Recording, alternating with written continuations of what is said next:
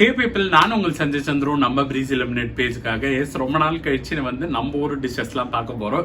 இன்னைக்கு நம்ம ஊருக்கு ஸ்பெஷலாக நம்ம செய்ய போகிறது என்னன்னு பார்த்தீங்கன்னா சிக்கன் கிரேவி தாங்க. ரொம்ப இன்ஸ்டண்ட்டாக செய்கிறதுக்கான சிக்கன் கிரேவி. இதுக்கு நீங்கள் எதையுமே அரைச்சி போடணுமோ மசாலாஸ்லாம் வறுத்து போடணும் இந்த மாதிரி எந்த அவசியமே இல்லை. ரொம்ப சிம்பிளாக செய்கிற ப்ராசஸ். ஸோ அதனால் ரொம்ப ஈஸியாக தான் இருக்கும். இதுக்கு நீங்கள் கொஞ்சமாக அரிஞ்சு வச்சுக்க வேண்டியது என்னன்னு பார்த்தீங்கன்னா வெங்காயம், தக்காளி, இஞ்சி பூண்டு, அதுக்கப்புறமா பச்சை மிளகாய், இவ்வளோதான் தேவைப்படுங்க. மற்றபடி மசாலா தூள்ஸ் எல்லாத்தையுமே ஆட் பண்ணி இன்ஸ்டண்ட்டாக எவ்வளோ சீக்கிரமாக செய்ய முடியுமோ அந்த மாதிரி செஞ்சிடலாம். ரொம்ப நேரம் மேரினேஷன், குக்கிங் ப்ராசஸ்லாம் கூட அவ்வளோ நேரம் கிடையாது. ஸோ டக்குன்னு செஞ்சிட முடியும். ஸோ என் ரெசிபி ரொம்ப ஈஸியான ரெசிபி தான். இதை தான் உங்கள் கூட ஷேர் பண்ணிக்கணும்னு ஆசைப்பட்றேன். வாங்க ரெசிபிக்குள்ளே போகலாம். இந்த இன்ஸ்டன்ட் சிக்கன் கிரேவி செய்கிறதுக்கு நான் இன்றைக்கி 1/2 kg சிக்கன் எடுத்திருக்கேன். போனோட தான் இருக்குது. இதில் நம்ம 1/4 டீஸ்பூன் மஞ்சத்தூள் ஆட் பண்ணிட்டு அதுக்கப்புறம் 1.5 டீஸ்பூன் உப்பை ஆட் பண்ணி நல்லா கலந்து மிக்ஸ் பண்ணி வச்சுக்கலாம். இது கூட நல்லா சோக்கின் ஆகிறதுக்காக ஒரு லெமனோட ஜூஸை ஃபுல்லாக பிழிஞ்சுக்கோங்க.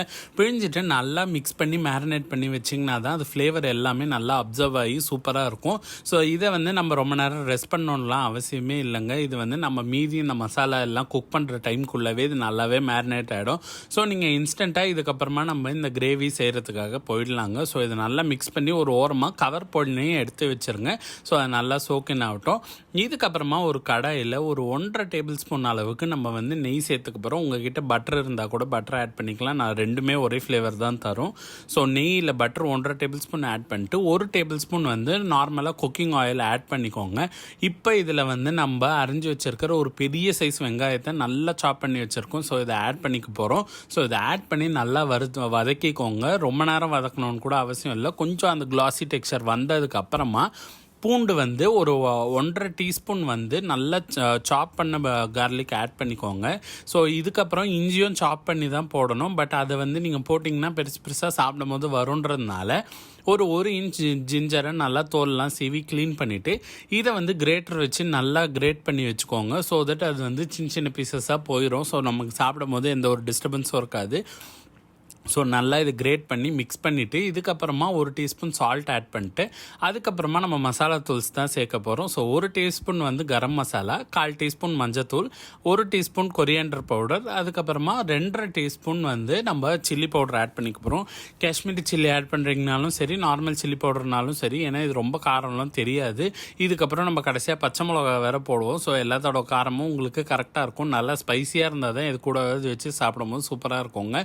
ஸோ இந்த மசாலாஸ் எல்லாத்தையுமே போட்டு லைட்டாக அந்த ரா ஸ்மெல் போகிற வரைக்கும் குக் பண்ணிட்டு 2 தக்காளி நல்லா பொடியாக அரிஞ்சு வச்சுருக்கோங்க. ஸோ அதையும் ஆட் பண்ணி நல்லா கலந்துக்கலாம். இதுக்கப்புறம் இது நல்லா மிக்ஸ் ஆனதுக்கப்புறம் நம்ம இதில் ஒரு 1/2 கப் தண்ணி ஊற்றி நல்லா அதை கொதிக்க விட்டு நல்லா முஷியான டெக்ஸ்சருக்கு அது வரணும்.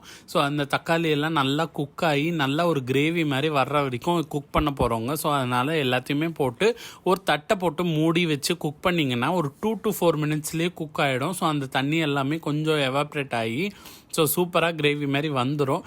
இதுக்கப்புறம் அதை நல்லா கலந்து விட்டுக்கோங்க. அது நல்லா ஒரு பேஸ்ட் மாதிரி ஆகிடுங்க. இதுக்கப்புறமா நம்ம 2 பச்சை மிளகா எடுத்திருக்கேன். ஸோ 2 பச்சை மிளகாவை நல்லா சின்ன பீசஸாக கட் பண்ணி ஆட் பண்ணிக்க போகிறோம் நம்ம இதில். ஸோ ஆல்ரெடி நம்ம மிளகாத்தூள் போட்டிருக்கோம். அது 2.5 டீஸ்பூன் தான் போட்டிருக்கோம், டேபிள் ஸ்பூன் கூட இல்லை. ஸோ இந்த பச்சை மிளகாவும் சாப்பிடும் போது காரம் சூப்பராகவே வருங்க. ஸோ ஒரு இன்ஸ்டன்ட் கிரேவி வேறு லெவலில் இருக்கும்.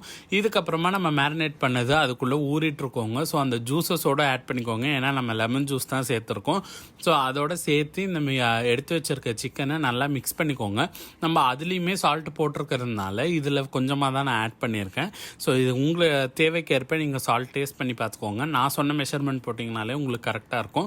ஸோ இதை நல்லா மிக்ஸ் பண்ணி விட்டுட்டு நல்லா கொதிக்க விட்டிங்கனாலே டிஷ்ஷு ரெடிங்க. சிக்கன் கரெக்டாக ஒரு 10 to 15 மினிட்ஸ் கொதிக்க விட்டாலே போதும். நல்லா குக் ஆகிடும். அது ஓவர் குக்கே ஆகிடும். ஸோ அதுவே நல்லா சூப்பராக இருக்குங்க. அதுவும் நீங்கள் கூட இந்த பிளெயின் ரைஸ் எல்லாம் வச்சு சாப்பிட்டிங்கன்னா வேறு லெவலில் இருக்கும். நான் இன்றைக்கி பிரியாணி கூட தான் வச்சு சாப்பிட்டேன். நல்லா கிரேவியாக தொக்கா பீஸோட வச்சு சாப்பிடும் போது வேறு லெவலில் இருந்தது.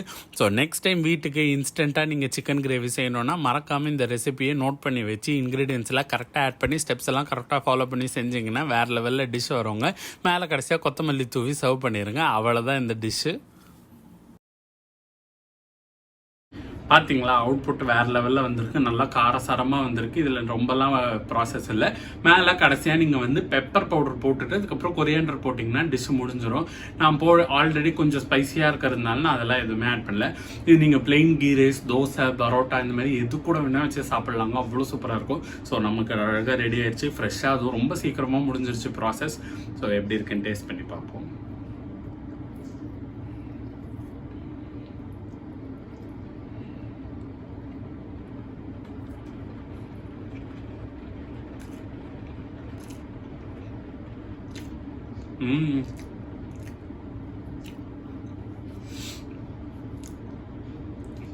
எனக்கு தெரிஞ்சு இந்த மாதிரி மசாலா ரைஸ் கூட இல்லாமல் பிளெயின் ரைஸோ இல்லை சாம்பார் சாதம் இந்த மாதிரி எது கூட வச்சு சாப்பிட்டாலுமே சூப்பராக இருக்கும். பருப்பு சாதம் கூட வச்சு சாப்பிட்டா வேற லெவலில் இருக்கும் போல். கிரேவியோட டேஸ்ட்டே ரொம்ப சூப்பராக இருக்குது. அதுவும் இந்த லெமனோட புளிப்பு, உப்பு எல்லாமே கரெக்டாக இருக்குங்க. ஸோ ரொம்ப சூப்பராக வந்திருக்கு நம்ம செஞ்சுருக்கிறது இன்னைக்கு. ஸோ இந்த ரெசிபியும் உங்களுக்கு பிடிச்சிருக்கோன்னு நினைக்கிறேன். ஸோ டக்குன்னு நீங்கள் செய்யணும்னு நினச்சிங்கன்னா இந்த ரெசிபியை மறக்காமல் உங்கள் வீட்டில் ட்ரை பண்ணி பார்த்துட்டு எப்படி அவுட்புட் வந்ததுன்றதையும் மறக்காமல் கமெண்ட்ஸில் சொல்லுங்கள். ஸோ மேலும் இதே மாதிரி பர்பல interesting recipe videos, order videos, இதெல்லாம் vlogs இதெல்லாம் நீங்கள் பார்க்கணும்னு வச்சிங்கன்னா please subscribe to Breeze Illuminate. அப்போ தான் நான் டெய்லி போடுற கண்டென்ட்ஸ் உங்களுக்கு வந்து ரீச் ஆகும். எதர் ஷார்ட்ஸ் வீடியோ இல்லை லாங் வீடியோன்னு மாற்றி போஸ்ட் பண்ணி தான் இருக்கேன். ஸோ பார்த்து ஃபாலோ பண்ணிக்கோங்க. அண்ட் நிறைய vlogs இந்த மாதிரி பர்பல இன்ட்ரெஸ்டிங்கான விஷயம்லாம் வந்துட்டே இருக்கு. ஸோ மறக்காமல் பார்த்து ஃபாலோ பண்ணிக்கோங்க. ஸோ உங்களிடமிருந்து விடைபெறுவது நான் உங்கள் சஞ்சய் சந்துரு, நம்ம பிரீஸ் இலுமினேட் பேஜுக்காக. ஓகேவா? இந்த வீடியோ பிடிச்சதுன்னா லைக் பண்ணி வச்சுக்கோங்க, உங்களுக்கு பிடிச்சவங்களுக்கு ஷேரும் பண்ணி வச்சுக்கோங்க. ஸோ நெக்ஸ்ட் டைம் நீங்கள் யூஸ் பண்ணும்போது செய்யும் போது உங்களுக்கு யூஸ்ஃபுல்லாக இருக்கும் ஸோ இந்த ரெசிபி. ஸோ இன்னொரு வீடியோவை சந்திப்போம். அது வரைக்கும் பை பாய்.